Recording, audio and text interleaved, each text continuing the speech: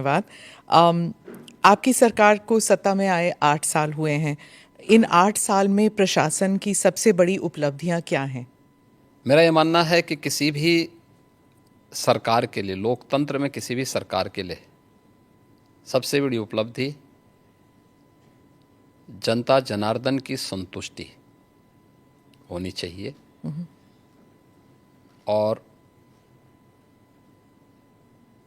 मैं इस बात को कह सकता हूं कि पिछले 8 वर्ष में हमारी सरकार ने प्रधानमंत्री मोदी जी के प्रेरणादायी मार्गदर्शन में, उनके विजनरी नेतृत्व में उत्तर प्रदेश के समग्र विकास के लिए जो भी रूपरेखा तैयार की थी और उन क्षेत्रों में जो अभूतपूर्व विकास किया है, जनता जनार्दन का उसमें व्यापक समर्थन प्राप्त हुआ है। और जनता जनार्दन की सफलता के समर्थन को मैं सरकार की उपलब्धि मानता हूं। किसी भी क्षेत्र में आप देखेंगे, वह एग्रीकल्चर का हो, युवाओं से संबंधित हो,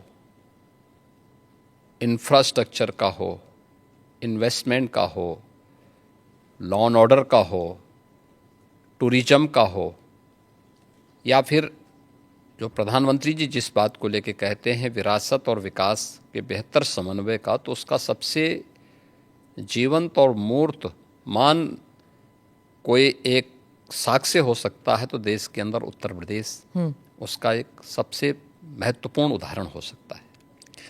मुख्यमंत्री जी, उत्तर प्रदेश में लगातार 2 टर्म से आप चीफ मिनिस्टर रहे हैं और ये अपने आप में एक उपलब्धि है, उत्तर प्रदेश में कभी हुआ नहीं। और आप लॉन्गेस्ट सर्विंग चीफ मिनिस्टर भी हैं। तो उत्तर प्रदेश की जनता ने आपको दूसरी बार क्यों इलेक्ट किया था? क्या इसलिए कि आपकी छवि एक हिंदुत्ववादी नेता की है, या फिर फर्स्ट टर्म में आपने माफिया राज पर जो धावा बोला था इसकी वजह से? किस लिए आपको दूसरी टर्म में? और क्या, एक और सवाल इसमें, क्या आप हैट्रिक के लिए ट्राई कर रहे हैं आप? देखिए, मैं रहा नहीं हूं, मैं वर्तमान में भी चीफ मिनिस्टर हूं। और पिछले 8 वर्ष के अंदर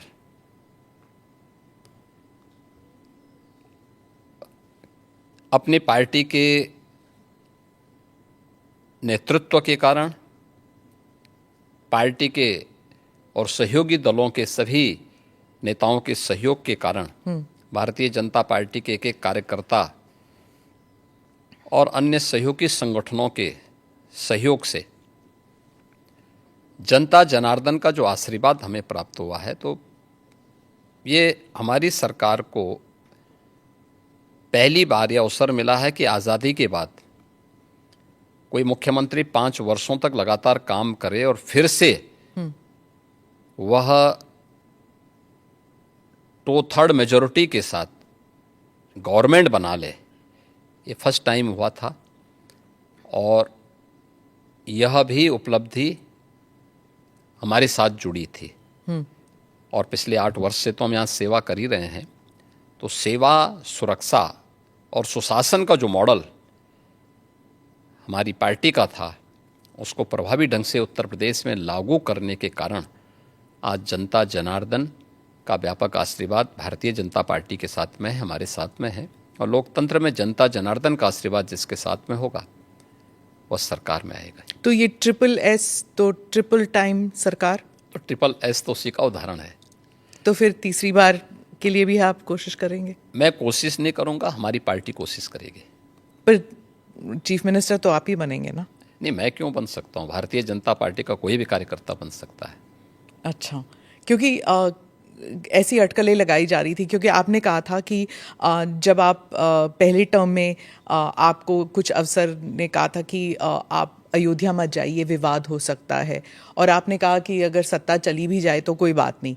अब आपने ये 2-3 बारी कहा कि सत्ता चली जाएगी, त्याग देंगे। जब ऐसी बातें होती है तो फिर अटकलें लगाई जाती है कि शायद योगी जी दिल्ली की तरफ देख रहे हैं, या फिर दिल्ली से न्योता आया है। देखिए,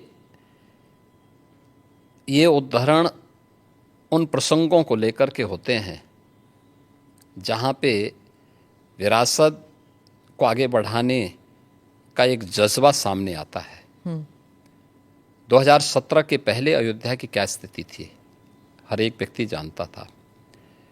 एक जद्दोजहद के साथ जब हम लोग उस समय अयोध्या की यात्रा करते थे तो बहुत सारे बैरियर हुआ करते थे, बुनियादी सुविधाओं का अभाव था और अयोध्या अपनी पहचान के लिए मोहताज थी। 2017 में भारतीय जनता पार्टी की डबल इंजन की सरकार उत्तर प्रदेश में बनी और उत्तर प्रदेश में सरकार बनने के बाद उन चुनौतियों से भी हमें का भी सामना करना था जो आज़ादी के बाद से लगातार जिन भावनाओं को दबाया गया था वहाँ पे। साथ साथ अयोध्या का समग्र विकास भी करना था, लेकिन अयोध्या को उसकी पहचान भी देनी थी। और उसी में एक बड़ा तबका ऐसा था जो ये मानता था कि हमें इस प्रकार के मुद्दों को नहीं टच करना चाहिए क्योंकि ये विवाद हो सकता है। देखिए, आप सत्ता में रहेंगे तो आपके लिए अनुकूल वातावरण भी होगा, प्रतिकूल भी होगा। अनुकूल और प्रतिकूल के बीच में समन्वय बना करके जब हम आगे बढ़ते हैं तो ही कुछ परिणाम दे पाएंगे। और अयोध्या के साथ भी यही हुआ। हमने कहा भी ठीक है, विरोध होता है तो होने दीजिए, देखेंगे। अयोध्या जाएंगे, कोई एक कार्यक्रम का शुभारंभ करेंगे जो अयोध्या की पहचान बन सके। दीपावली तो अयोध्या से जुड़ी हुई थी, दीपोत्सव, और दीपावली के आयोजन को एकदम विस्मृत सा कर दिया गया था अयोध्या में ही। तो हमने दीपोत्सव के आयोजन के साथ फिर उसकी पहचान को वहाँ दिलाई। तो हम लोगों ने वहाँ पे मर्यादा पुरुषोत्तम भगवान श्री राम के प्रति और सरयू मैया के प्रति दीपोत्सव के माध्यम से जो कृतज्ञता ज्ञापित की थी, उसका परिणाम आज नई अयोध्या के रूप में सबके सामने है, जिसको देख करके हर व्यक्ति अभिभूत होता है। तो प्रधानमंत्री जी का जो विजन विरासत के प्रति है, उसका मूर्तमान स्वरूप आज अयोध्या में भी देखने को मिलता है। आज आप देख रहे होंगे, जिस अयोध्या में साल भर में कुछ लाख लोग आते थे, आज करोड़ों लोग वहाँ पहुँच रहे हैं। व्यवसाय वहाँ फल फूल रहा है, लोगों को अनेक अवसर प्राप्त हो रहे हैं। तो हम लोग अपनी सत्ता की चिंता करें और अपनी विरासत को विस्मृत कर लें, तो मुझे लगता है कि ये हम न्याय नहीं कर पा रहे हैं, अपने साथ भी, अपने समाज के साथ भी और अपने देश के साथ भी। योगी जी, आपने डबल इंजन सरकार का जिक्र किया। अखिलेश जी कहते हैं डबल इंजन क्या, अब तो इंजन एक दूसरे को नमस्ते तक नहीं करती। हाँ, देखिए, ये उनके संस्कार थे। हमारे यहाँ हम विरासत को सम्मान दे करके अपनी वर्तमान लीडरशिप को भी सम्मान करते हैं और अपने पूर्वजों के प्रति भी सम्मान का भाव रखते हैं। लेकिन जिनके आदर्श औरंगजेब हों तो उनका आचरण भी उसी प्रकार का जरूर होगा, और लोगों ने देखा भी अपनी आंखों से। आप क्यों कहते हैं कि उनका औरंगजेब उनके लिए आदर्श हैं? क्योंकि वो औरंगजेब को महिमा मंडित कर रहे हैं। वे सब लोग उस कैटेगरी में खड़े हो चुके हैं। उनके नेताओं ने मुंबई से लेकर के लखनऊ तक, ये सभी लोग तो महिमा मंडन करने वाले लोग हैं। तो जिनका जैसा आदर्श होगा तो वैसे ही उनका स्वयं का चरित्र भी होगा। यही तो हमारी संस्कृति भी कहती है, शिवो भूत्वा शिवम यजेत। तो जो जिसकी पूजा करेगा उस जैसा ही बनता है। हम राम को आदर्श मानते हैं, कृष्ण को आदर्श मानते हैं, शिव को आदर्श मानते हैं, उनकी पूजा करते हैं, तो स्वाभाविक रूप से उनके अच्छे गुण भी हमारे अंदर उनकी कृपा से समाहित होते हैं। जो औरंगजेब को, बाबर को अपना आदर्श मानता होगा तो उन जैसे गुण भी उनके अंदर देखने को मिलेंगे, और ये आचरण लोगों ने अपनी आंखों से देखा भी है और आगे भी देखेंगे। वो कहते हैं आपको हिस्ट्री के बारे में कुछ पता नहीं है। राणा संगा के बारे में उन्होंने कहा कि वो थे जिन्होंने बाबर को न्योता दिया था। आप जानते नहीं हैं अपने विरासत के बारे में। हिस्ट्री ये लोग जानते हैं, हिस्ट्री यही लोग जानते हैं जो जिन्ना को महिमामंडित करते हैं। हमें याद है इसी उत्तर प्रदेश में हम लोग लौह पुरुष सरदार वल्लभ भाई पटेल की unity, run up for unity के कार्यक्रम के साथ जुड़ रहे थे। हमने पूरे प्रदेशवासियों को इसके लिए आमंत्रित किया था। सरकार भी थी, भारतीय जनता पार्टी भी थी, सभी दलों को हमने आमंत्रित किया था। एक तरफ सरदार वल्लभ भाई पटेल जो भारत की एकता के आदर्श हैं, भारत की एकात्मता के शिल्पी हैं, हम उनके प्रति श्रद्धा का भाव व्यक्त कर रहे थे और ये लोग जिन्ना को महिमामंडन कर रहे थे। तो ये वही कैटेगरी है, ये वही ब्रीड है जो बाबर से लेकर के औरंगजेब तक और जिन्ना तक को महिमामंडन करते हैं। तो देश के प्रति इनके भाव क्या होंगे, भारत की विरासत के प्रति इनके भाव क्या होंगे, भारत के महापुरुषों के प्रति क्या इनके भाव क्या होंगे, ये अंदाज़ा इसी से लगाया जा सकता है। और ये लोग अवसरवादी भी हैं, इनको पलटी मारने में कोई देर नहीं लगेगी। भाई आज कर रहे हैं तो कहीं वोट लेना होगा, तो उनके कुछ नेताओं ने बयान देने शुरू किए हैं कि अब जो लॉस हो रहा है और जो कटघरे में खड़े हुए हैं, ठीक है, तो उसके बारे में इन्होंने कहना शुरू कर दिया, नहीं साहब ये तो जो है उन्होंने गलत बोला है और ये तो राष्ट्रीय महापुरुष थे, राष्ट्र नायक थे। राणा सांगा के इतिहास को अगर इन्होंने पढ़ा होता, वो महान योद्धा जिसके शरीर के घाव इस बात को बताते थे कि इन्होंने भारत की धर्म और संस्कृति को बचाने के लिए उस समय किस प्रकार के पराक्रम का परिचय दिया था। ये महाराणा प्रताप, महाराणा सांगा, छत्रपति शिवाजी महाराज और गुरु गोविंद सिंह के बारे में ये लोग बताएंगे। इतिहास के बारे में लोग क्या जानते हैं?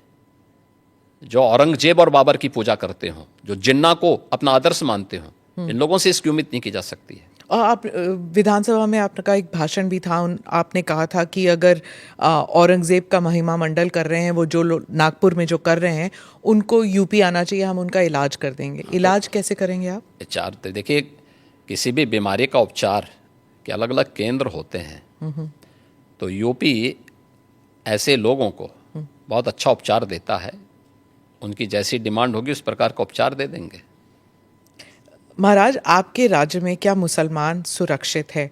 क्योंकि आए दिन सनातन की बात होती है। आप योगी हैं, मुख्यमंत्री हैं, महाराज हैं, क्या हैं आप फिर? मैं एक सामान्य नागरिक हूँ, उत्तर प्रदेश का एक नागरिक हूँ, और एक नागरिक में एक योगी हूँ जो सबके सुख और सबके निरोगता की कामना करता है, सबका साथ और सबके विकास के मंत्र पर विश्वास करता है, और उसी भाव के साथ हम लोग कार्य भी करते हैं।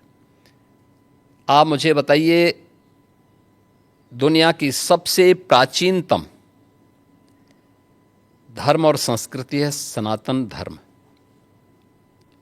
उसके नाम से ही आप अंदाजा लगा सकते हैं।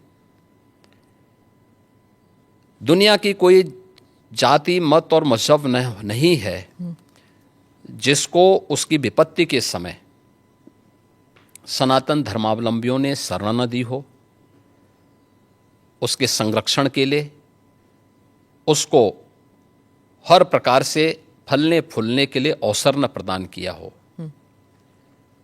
लेकिन बदले में उसे मिला क्या? बदले में मिला क्या? और दुनिया के अंदर कोई उदाहरण नहीं, कोई उदाहरण नहीं कि कहीं भी हिंदू राजाओं ने दुनिया के अंदर कहीं भी अपने बल पर, अपने वैभव के दंभ से किसी पर आधिपत्य स्थापित किया हो, कहीं नहीं है। देखिए उदाहरण, अयम निज परोवेति गणना लघु चेतसाम उदार चरितानाम तो सुधेव कुटुंबकम, इस सनातन वाक्य है। दुनिया के अंदर कोई बोलता है? दुनिया के अंदर किसी ने इसका आचरण किया? कोई नहीं किया। सब तो हड़पना चाहते हैं। यानी यह अपना है, यह पराया है, भेदभाव छोटी संकुचित बुद्धि के लोग करते हैं। उदार चरित्र के लोगों के लिए तो पूरी दुनिया ही एक परिवार है। इस भाव के साथ सनातन धर्मावलंबी ने हमेशा काम किया है और आज भी उदाहरण देखने को मिल सकता है कि 100 हिंदू परिवारों के बीच में 100 हिंदू परिवारों के बीच में एक मुस्लिम परिवार सबसे सुरक्षित रहता है।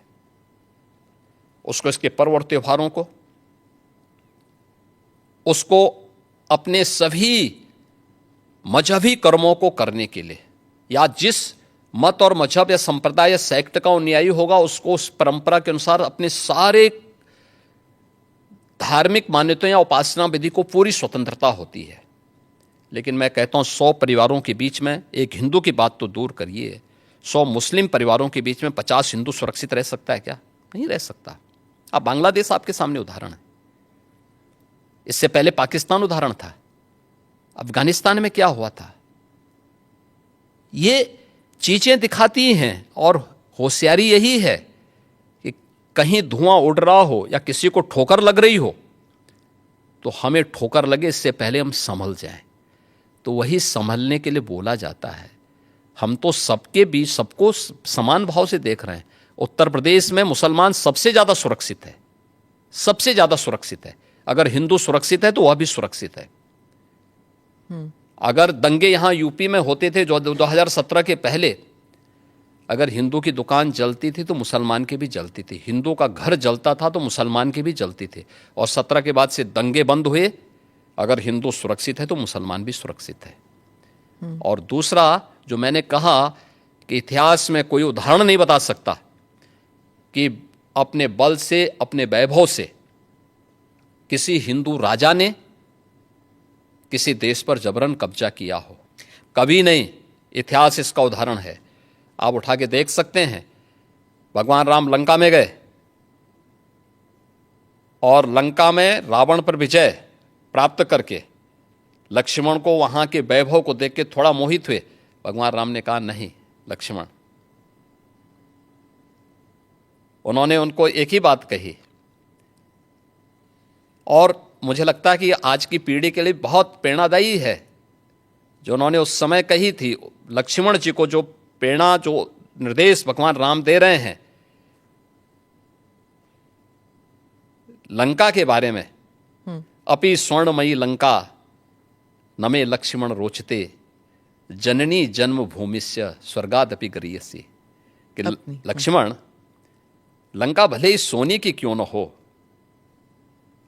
लेकिन याद रखना ये मुझे रुचिकर नहीं लगती, मेरी रुचि का नहीं है। मेरा काम था माता सीता को दुरात्मा रावण से मुक्त करना, वो मैंने कर लिया है।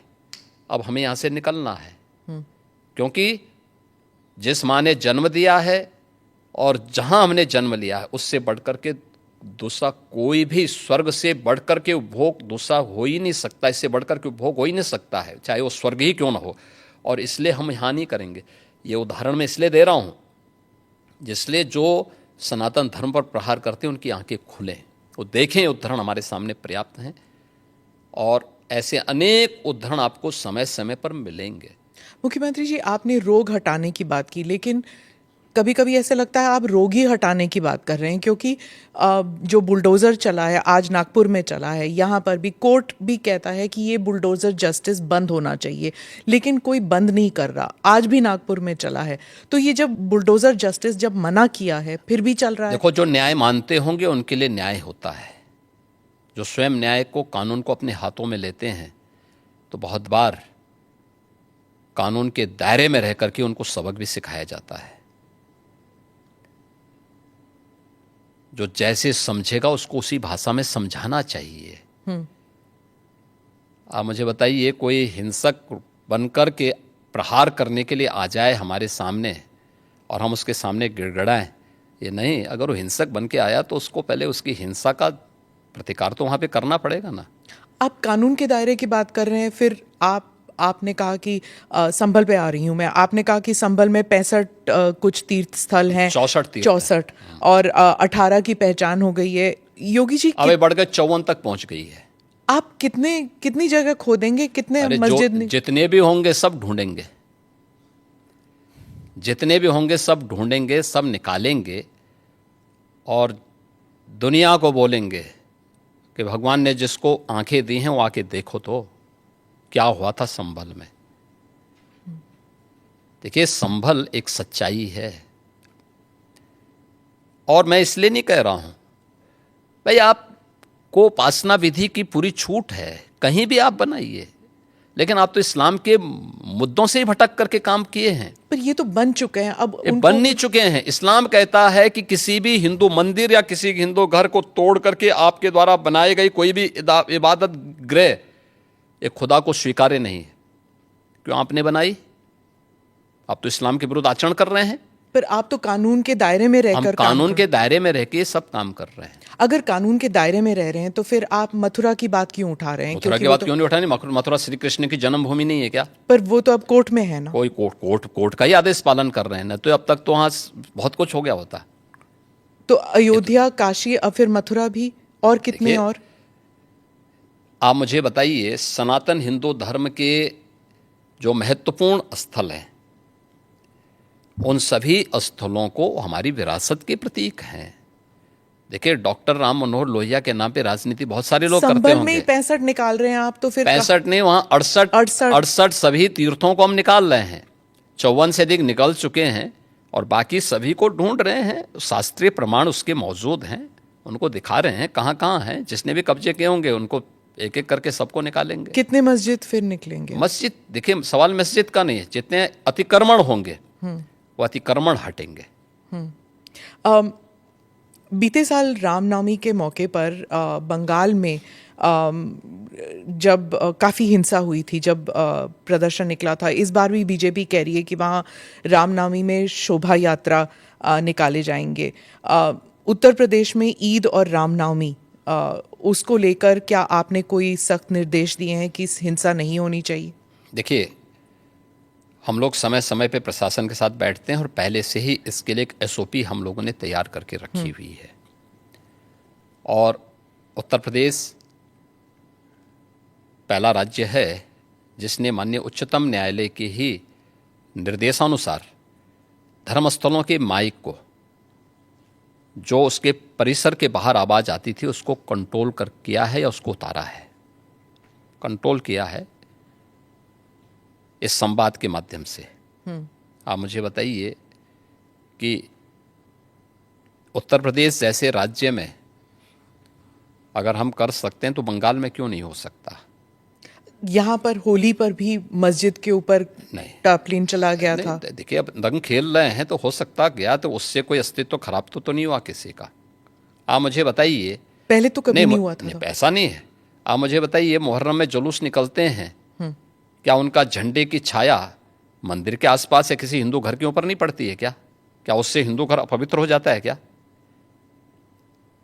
ये सख्त निर्देश हैं कि भाई जिसको रंग से परहेज है उस पर मत डालना। लेकिन फिर भी पड़ गया है और प्रशासन उसको साफ करके फिर से नगाई पुताई कर दे रहा है। ये कौन सी बात है? क्या रंग बिरंगे कपड़े पहनते नहीं? हिंदू से ज्यादा रंग बिरंगे तो मुसलमान ही पहनता कपड़ा, तो फिर रंग से परहेज क्यों? यानी तो दोहरा आचरण है। तो क्या रंग बिरंगी कपड़े पहने, लेकिन अगर रंग पड़ जाए तो हाय तौबा मचाते हैं? ये नहीं हो सकता है। ये दोहरा आचरण क्यों मचाते हो जी? अरे गले मिलो। बहुत सारे मुसलमानों ने रंग में होली खेली है।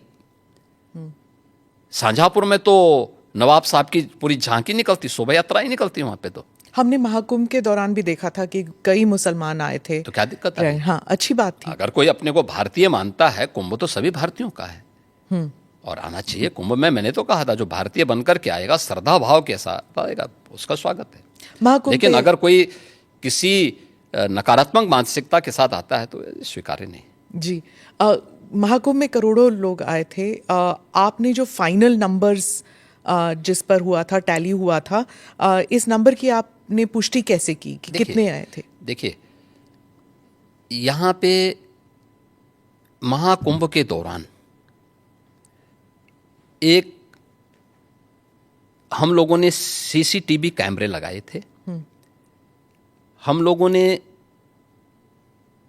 एआई टूल के माध्यम से हेड काउंटिंग की व्यवस्था की थी और ये भी उसमें हम लोगों ने व्यवस्था की थी कि एक व्यक्ति का चेहरा दूसरी बार काउंट न हो। 24 आवर्स में कोई व्यक्ति हो सकता है 2 बार 3 बार, क्योंकि बहुत सारे लोग जो आए थे, बहुत सारे लोग ऐसे 2-2, 3-3 बार 24 घंटे में स्नान कर रहे थे, लेकिन काउंट एक बार हो। फेस रिकॉग्निशन की व्यवस्था भी उसमें की गई थी, हेड काउंट करने की व्यवस्था की गई थी, और उसको काउंटिंग करके फिर हर 24 घंटे के बाद हम उसके रिजल्ट को सामने, हर दूसरे घंटे में वो रिजल्ट सामने आता था, टोटल फिर 24 घंटे में करके वो फाइनल उसका वो बनता था, डाटा तैयार होता था।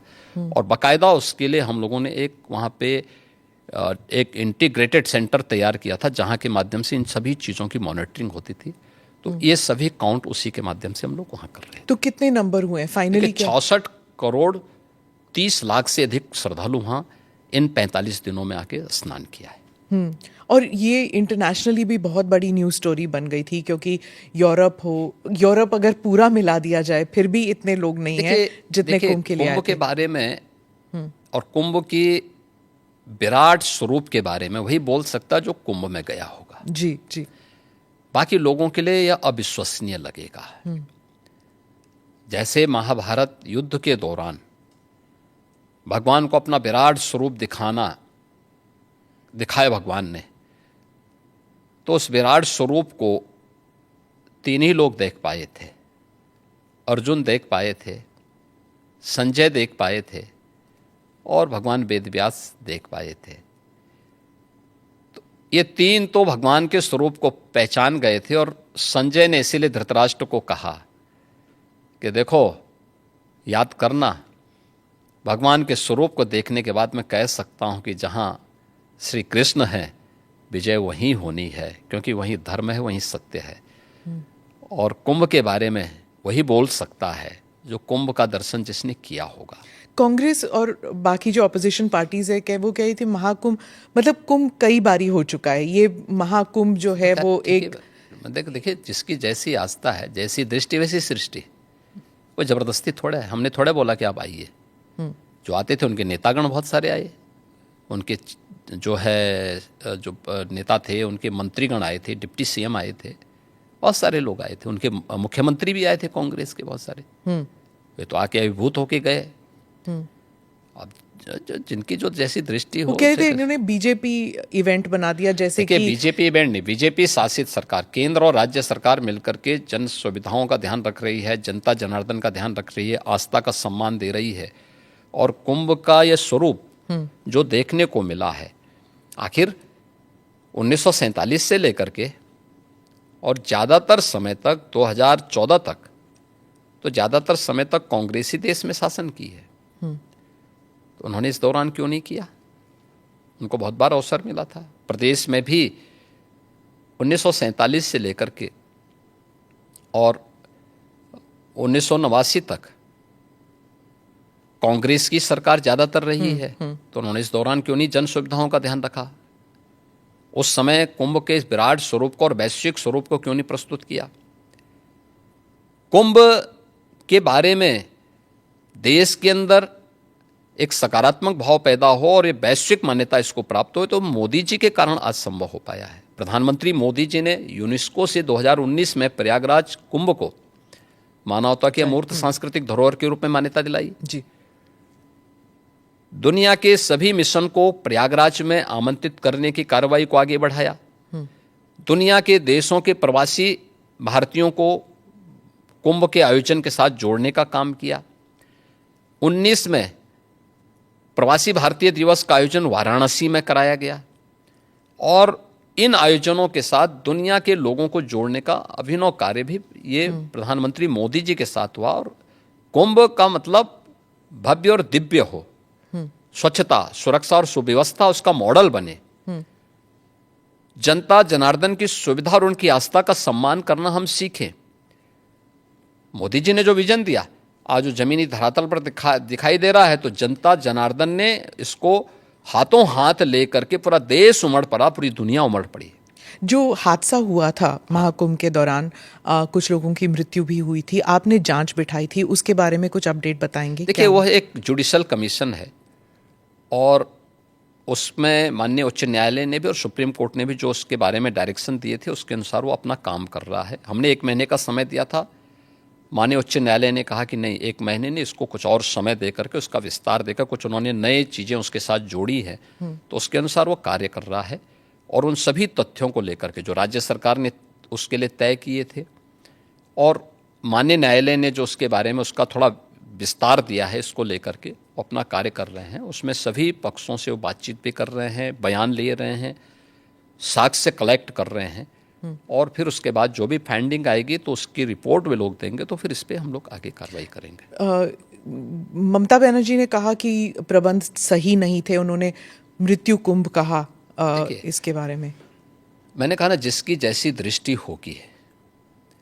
मैं कहता हूँ बंगाल के प्रतिदिन 13 जनवरी से लेकर के और 26 फरवरी तक 50,000 से 1 लाख श्रद्धालु पर डे वहाँ से आता था प्रयागराज में, और वो स्वाभाविक रूप से इस भीड़ को देख करके वेस्ट बंगाल की सरकार स्वयं घबरा गई, क्योंकि उनके रेलवे स्टेशन, उनके एयरपोर्ट पर हर कोई प्रयागराज आने के लिए उतावला था। लेकिन चाहे वह वेस्ट बंगाल की गवर्नमेंट ने, चाहे वह कांग्रेस ने, आरजेडी ने या समाजवादी पार्टी ने महाकुंभ के बारे में जो भी बात कही है, वो उनके तुष्टीकरण की पराकाष्ठा का उदाहरण है, भारत की आस्था का अपमान करने का एक उदाहरण है। लेकिन महाकुंभ ने साबित किया है कि नहीं, वह मृत्युंजय महाकुंभ था, और महाकुंभ में जो भी आया अभिभूत होकर के गया। मृत्युंजय महाकुंभ, मृत्युंजय महाकुंभ। अच्छा, मैं इससे थोड़ा सा हटके फिर से उत्तर प्रदेश के एक और मेले के बारे में पूछना चाहती हूँ, जो गाजी सलार मसूद के नाम से जो मेले लगते हैं संभल और बहराइच में। अब बात चल रही है कि शायद उसको भी बंद किया जा सकता है, और आपने भी कहा था कि गाजी सलार मसूद या उसके उनके जैसे जो हमलावर हस्तियां हैं, उन्हें एक आइडल, उन्हें एक उस रूप से नहीं देखना चाहिए, और नए भारत में उनके लिए जगह नहीं है। देखिए, आक्रांताओं को महिमामंडित नहीं करना चाहिए।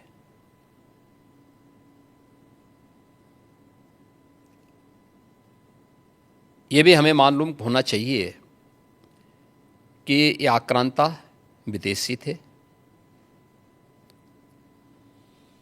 इन्होंने भारत की आस्था पर प्रहार किया, भारत की बहन बेटियों की इज्जत के साथ खिलवाड़ किया, भारत को लूटा। इसका महिमा मंडन आस्था का अपमान है।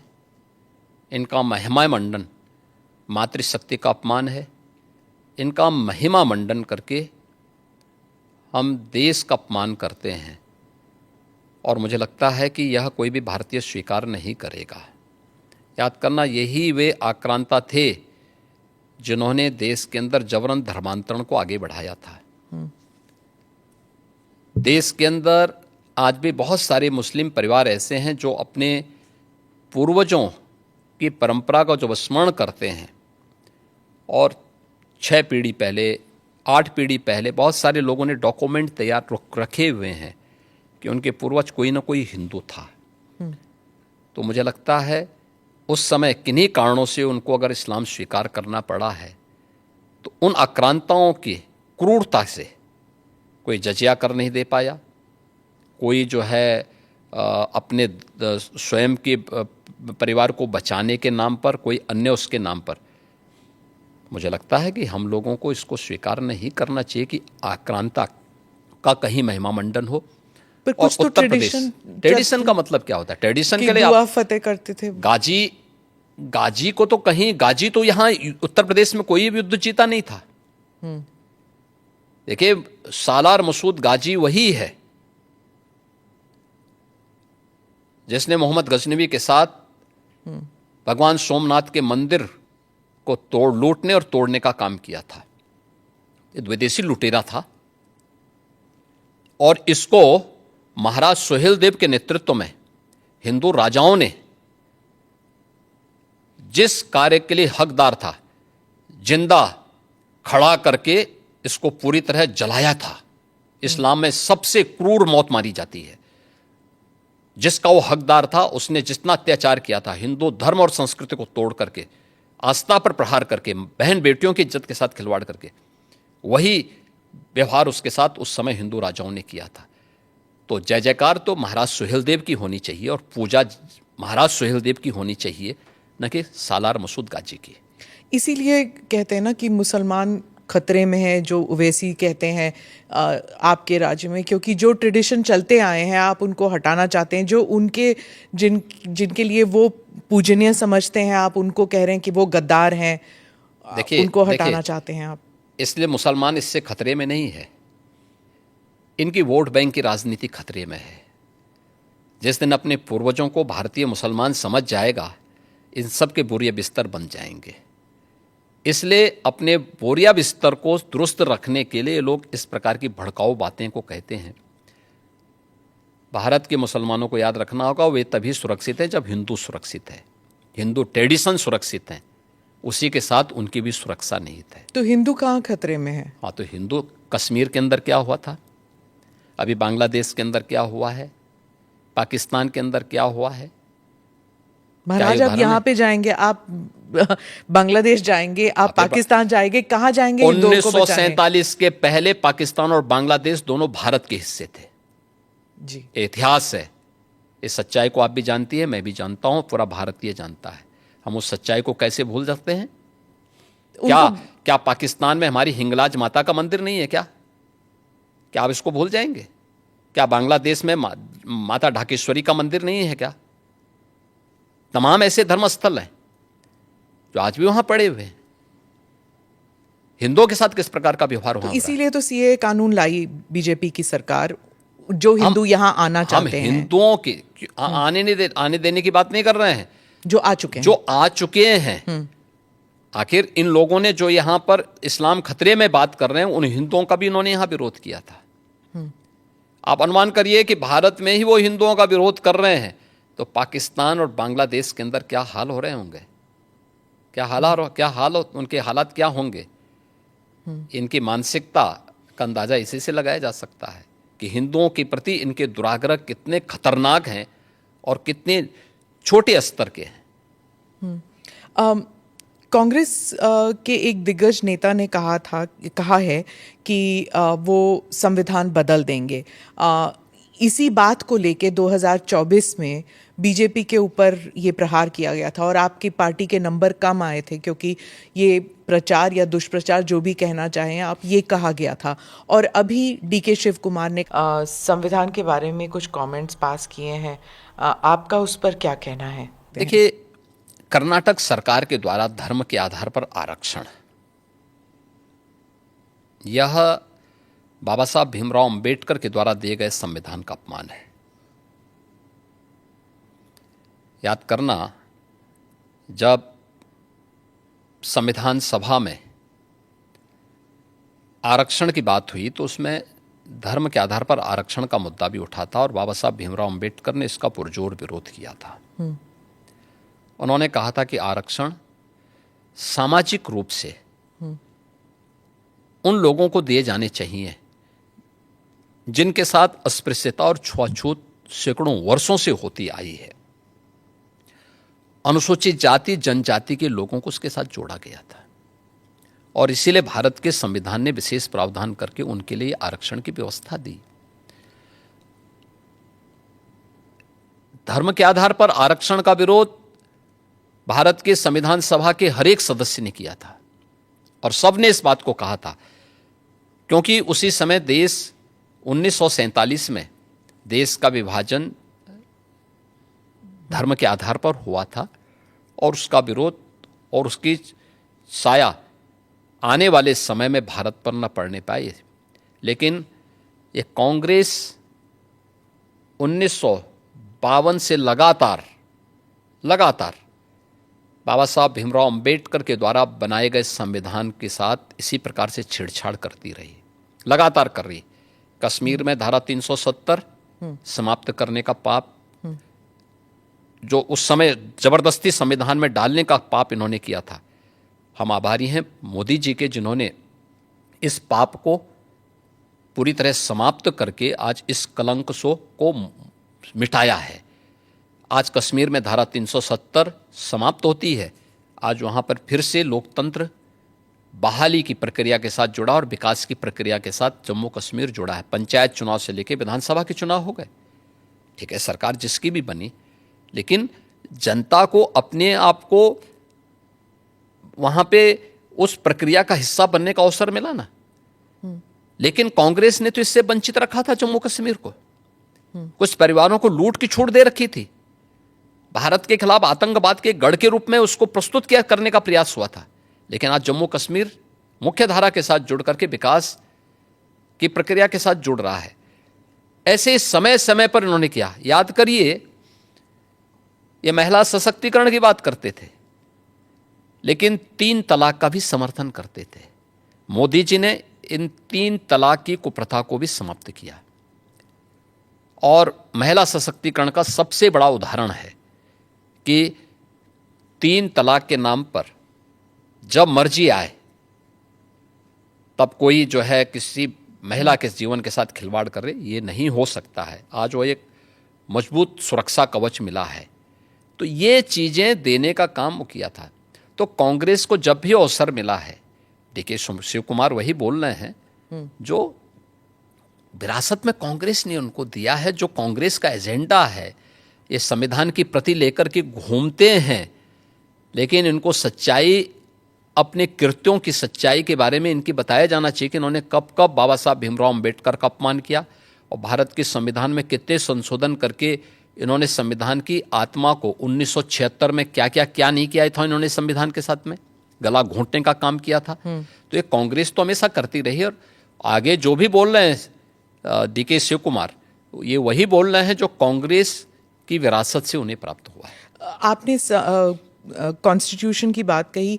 हाल ही में एक्चुअली कल ही हुआ था कि एक कॉमेडियन जो है महाराष्ट्र में, उन्होंने संविधान को दिखाया और कहा इस संविधान से मुझे अभिव्यक्ति की आज़ादी मिलती है, मैं कुछ भी कह सकता हूँ। अभिव्यक्ति की आज़ादी कानून के दायरे में, संवैधानिक मूल्यों के दायरे में होना चाहिए और उसी दायरे में अभिव्यक्ति की स्वतंत्रता है। आपके अभिव्यक्ति की स्वतंत्रता किसी दूसरे पर व्यक्तिगत प्रहार करने के लिए नहीं हो सकती है।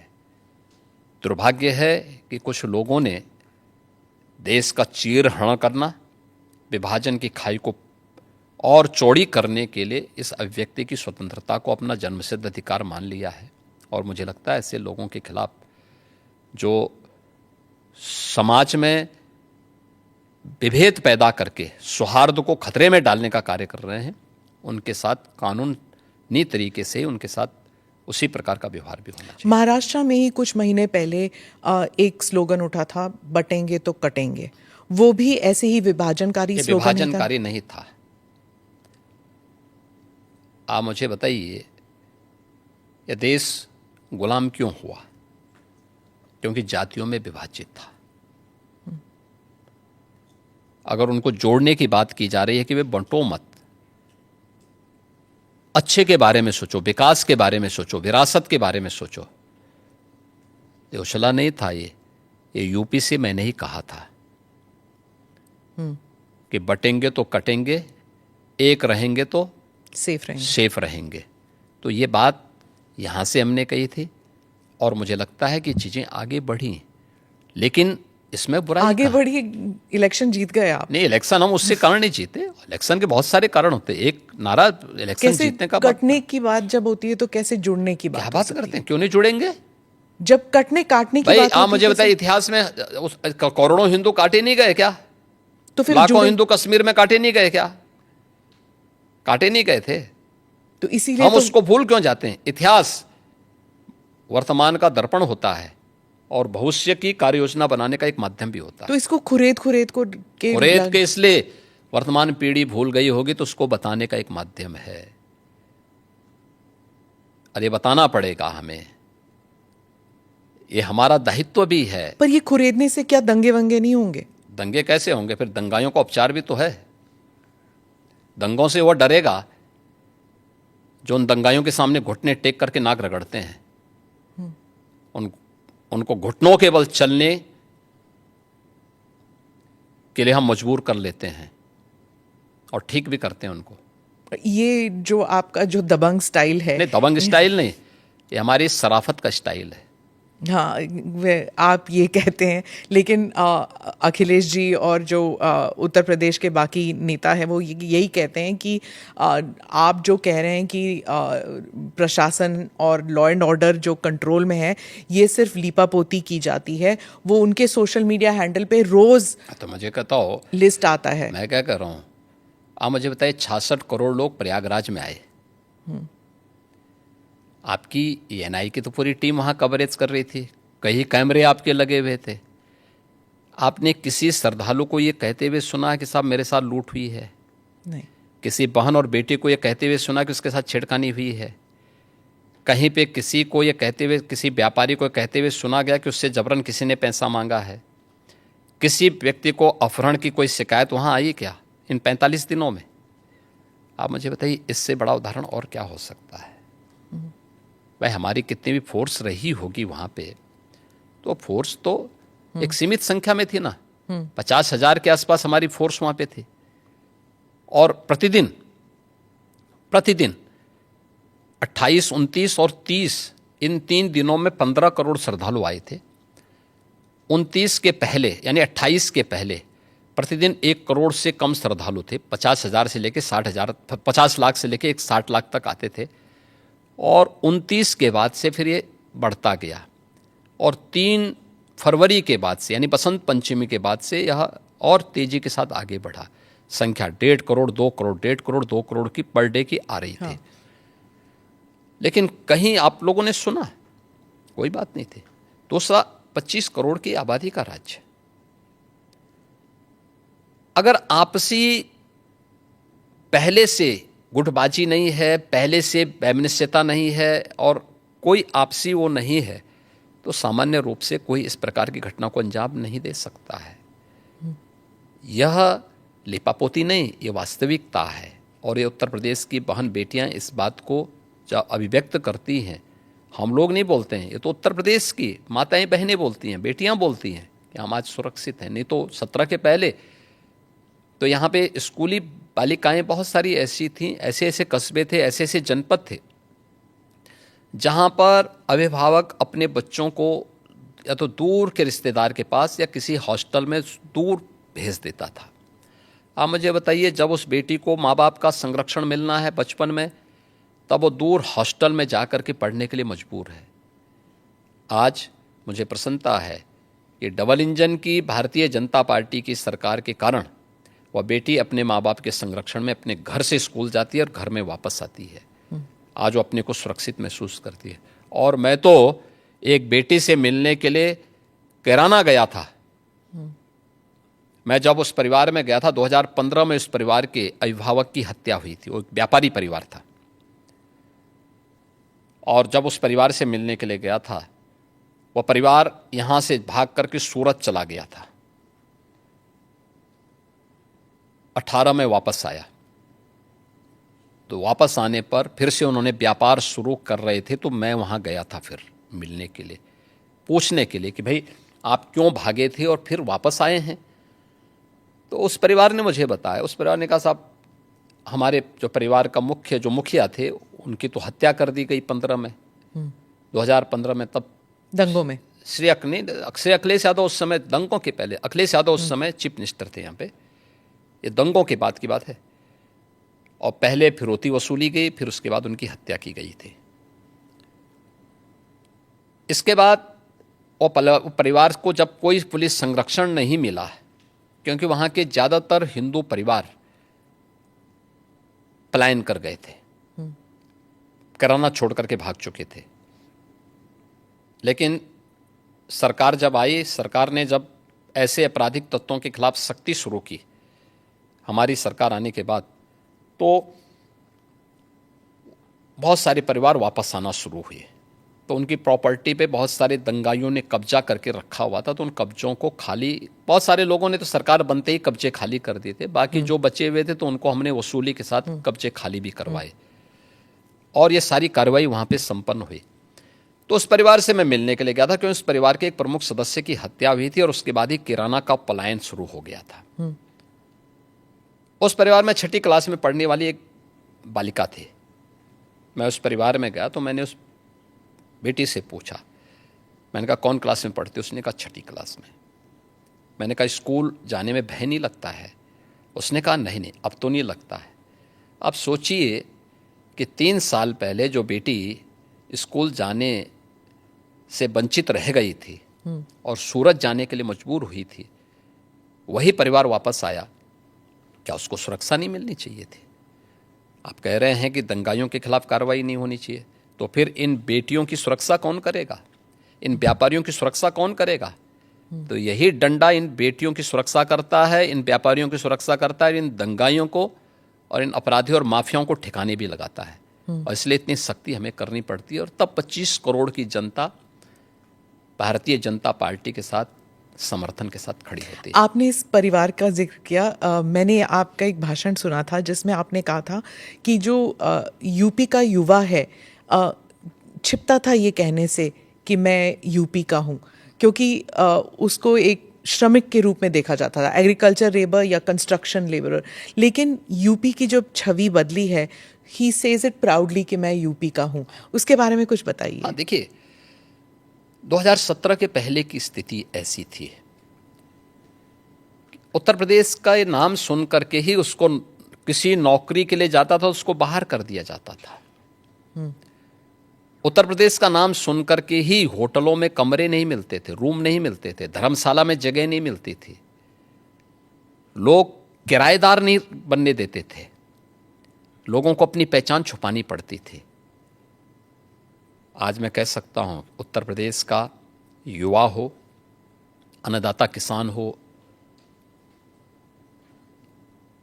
या किसी भी सेक्टर का कोई व्यक्ति आज पहचान के लिए मोहताज नहीं है।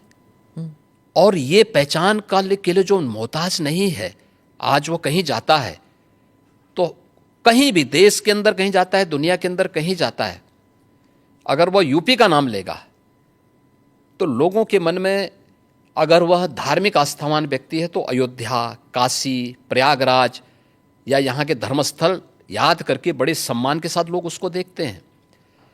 यूपी के नाम से, यूपी के इंफ्रास्ट्रक्चर से लोगों के मन में होता, अच्छा ये वहीं से आए हैं।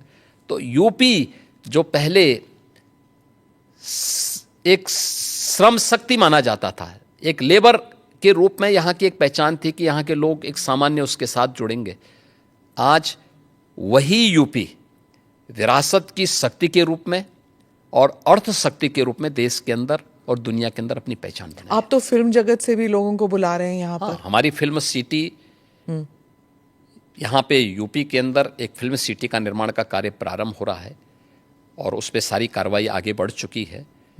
और मुझे लगता है कि कला का सम्मान किया जाना चाहिए और कला के उसी सम्मान को आगे बढ़ाने के लिए हम लोगों ने इस प्रक्रिया को आगे बढ़ाया है। योगी जी, एक और सवाल है वक्फ अमेंडमेंट बिल को लेकर।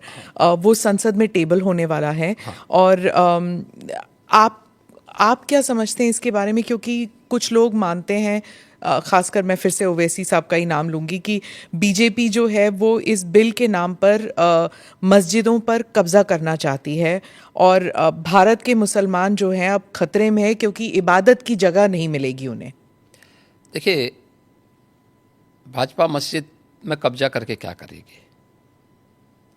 मंदिर ढूंढेगी। ये मुझे लगता है कि गुमराह कर रहे हैं।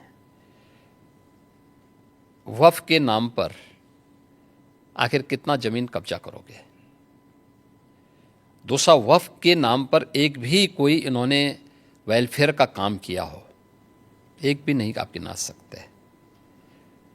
देखिए, वक्फ के नाम पे जो भी आता है उसने उस प्रॉपर्टी को अपने व्यक्तिगत स्वार्थ के लिए दुरुपयोग किया है, बेचा है, औने पौने दाम पे बेचा है। आज स्थिति क्या है? एक एक प्रॉपर्टी के लिए कई कई लोगों को इन्होंने प्रॉपर्टी को बेचा है। उससे विवाद हो रहे हैं, उससे तमाम प्रकार के संकट आने वाले समय में होंगे। जो बसे हैं उनके लिए भी और जिन लोगों ने पैसा दिया है उनके लिए भी, क्योंकि पूंजी उन सब की डूब जाएगी। तो ये तो इससे बड़ी बेवकूफ़ बनाने वाली कोई बात ही नहीं हो सकती है। तो सर इन्होंने कोई भी संपत्ति देखी, देखिए सरकारों पर यही एक दबाव बना करके ब्लैकमेलिंग ये लोग करते थे। अलग अलग समय में इन्होंने वफ़ के नाम पर तमाम प्रकार के उल जलुल फैसले लिए हैं, ख़ास तौर पर कि वक्फ जिस लैंड को कह देगी कि ये उनकी है, उनकी मान ली जाएगी। हम भौचक हैं जी, ये कौन सा आदेश है? आपको एक पावर किसने दे दी है कि आप किसी भी प्रॉपर्टी को कब्जा कर लेंगे, आप किसी भी स्थल को कब्जा कर लेंगे, किसी भी सार्वजनिक भूमि पे कब्जा कर लेंगे? तो ये नहीं हो सकता है। ये वक्फ संशोधन अधिनियम जेपीसी ने जो अपनी सिफारिश की है, ये आज की आवश्यकता है और इसको समयबद्ध तरीके से आगे बढ़ना चाहिए और मुझे लगता है देश के हित में भी होगा, मुसलमानों के हित में भी होगा। जी, डिलिमिटेशन पर जो दक्षिण के राज्य हैं वो थोड़े नर्वस कह लीजिए। वो कहते हैं कि पॉपुलेशन के आधार पर रिप्रेजेंटेशन नहीं होना चाहिए। वो कह रहे हैं कि उनकी जो पहचान है वो खतरे में है। देखिए, माननीय गृह मंत्री जी ने इस मामले में बहुत स्पष्टता के साथ कह दिया है और ये केवल स्टालिन के नाम ने जो बैठक की है केवल एक राजनीतिक एजेंडा है उनका। मुझे लगता है कि माननीय गृह मंत्री जी के वक्तव्य के बाद इस पर कोई भी प्रश्न नहीं खड़ा होना चाहिए। तमिलनाडु में ही हिंदी भाषा को लेकर काफ़ी विरोध हो रहा है। आप हिंदी बेल्ट के एक मुख्यमंत्री हैं, तो आप इस बारे में क्या सोचते हैं? देखिए, देश को भाषा के नाम पे या क्षेत्र के नाम पे नहीं बांटा जाना चाहिए और हम आभारी हैं प्रधानमंत्री मोदी जी के, जिन्होंने वाराणसी में लगातार काशी तमिल संगमम की इस बार 30वें संस्करण को भी यहाँ पे आयोजित करवाया। यानी एक तरफ काशी है और उत्तर प्रदेश है जिसमें काशी तमिल संगमम का आयोजन हो रहा है। तमिल भारत की प्राचीनतम भाषाओं में से एक है और इसका इतिहास उतना ही पुराना है जितना संस्कृत का इतिहास है। हर भारतीय के मन में तमिल के प्रति श्रद्धा और सम्मान का भाव है क्योंकि भारत की विरासत के बहुत सारे तत्व आज भी उसमें मौजूद हैं। तो हिंदी से नफरत क्यों? भाषा कोई तोड़ती नहीं है, वो जोड़ने का काम करती है और त्रिभाषा सूत्र के माध्यम से तो हिंदी को राजभाषा की मान्यता देकर के हिंदी, इंग्लिश और स्थानीय भाषा, वो तमिल हो सकती है, मलयालम हो सकती है, कन्नड़ हो सकती है, तेलुगु हो सकती है, मराठी हो सकती है, बंगाली हो सकती है, असमी हो सकती है, उड़िया हो सकती है, किसी भी अन्य भाषा को आप लोकल स्तर पर लागू करिए। ये तो देश के अंदर एकता का संदेश देने वाला, उत्तर से दक्षिण तक, पूरब से पश्चिम तक पूरे भारत को एकता के सूत्र में जोड़ने वाला माध्यम है और मुझे लगता है कि भारत का राष्ट्रगान भी इसी बात का संदेश देता है। ये केवल एक संकीर्ण राजनीति है। जब इन लोगों के वोट बैंक खिसकते हैं तो ये लोग इसी प्रकार की क्षेत्रीयता की और भाषाई आधार पर बांटने की दुरभिसंधि करते हैं। जनता जनार्दन को देश की एकता के लिए इस प्रकार के किसी भी षड्यंत्र से हमेशा सचेत रहना चाहिए। कर्नाटका में और तमिलनाडु में, खासकर इन दोनों राज्यों में कई लोगों का मानना है कि जब यूपी या बिहार के जो हिंदी स्पीकिंग स्टेट्स के लोग जाते हैं और वहाँ पर बसते हैं, 10-15 साल भी रहते हैं, पर वहाँ की स्थानीय भाषा नहीं बोलते, हिंदी ही बोलते हैं और ऑटो रिक्शा वालों के साथ या फिर किसी रेस्टोरेंट में हिंदी में ही बात करते हैं, स्थानीय भाषा में नहीं करते। लेकिन उन राज्य से जब लोग उत्तर प्रदेश आते तो हिंदी बोल लेते हैं, हिंदी में ही बात करते हैं क्योंकि कामकाज की जो भाषा है वो हिंदी है। तो क्या समस्या आ रही? मैं कहता हूँ कि हमें हर भाषा को सीखना चाहिए। हम तो यहाँ उत्तर प्रदेश के विश्वविद्यालयों में तमिल भी पढ़ा रहे हैं, तेलुगु भी पढ़ा रहे हैं, कन्नड़ भी पढ़ा रहे हैं, मलयालम भी पढ़ा रहे हैं और यही नहीं पढ़ा रहे हैं, हम लोग विदेशी भाषाओं को भी यहाँ पढ़ा रहे हैं यहाँ के विश्वविद्यालयों में। ये तो नेशनल एजुकेशन पॉलिसी में भी ये सारे प्रावधान किए गए हैं।